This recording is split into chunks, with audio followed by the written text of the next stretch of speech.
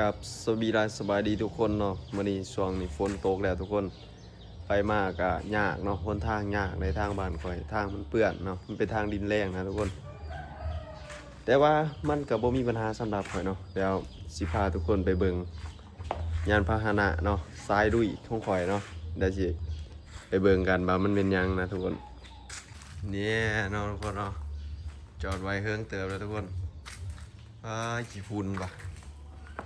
ขี้ฝุ่นเต็มเลยทุกคนบริล้างยังเถื่อขี้ตั้งแต่เฮิงเลยทุกคนเป็นเดือนเลยจอดไว้นี่จะสตีไหลหรือบอนะทุกคนเนาะ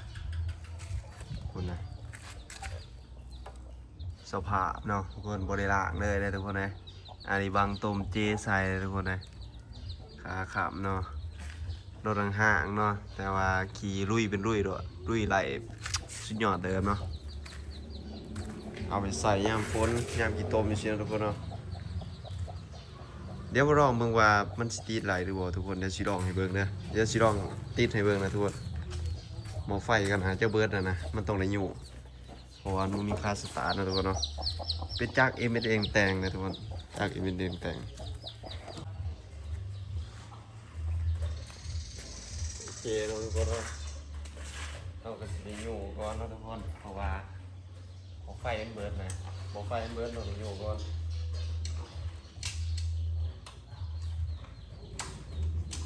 เอาเกียร์2ไปเลยนะทุกคน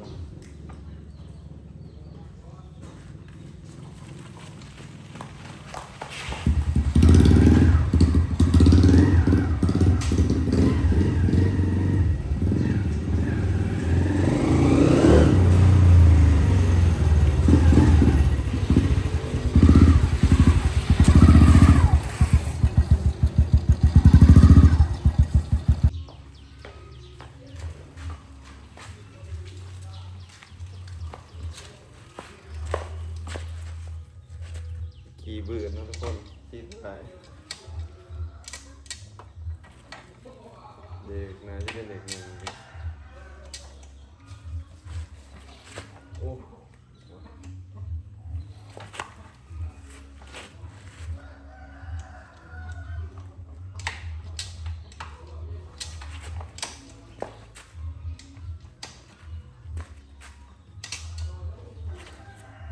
เด็กหนึ่ง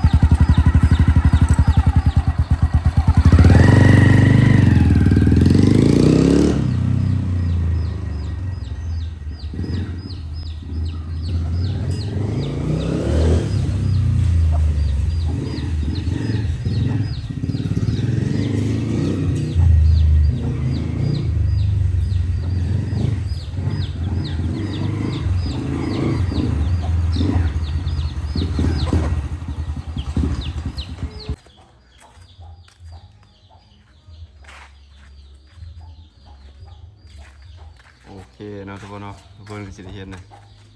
ยังตีดไหลอยู่เนาะยังตีดไหลอยู่เลยนี่โอ้จุดจวดเลยยามฝน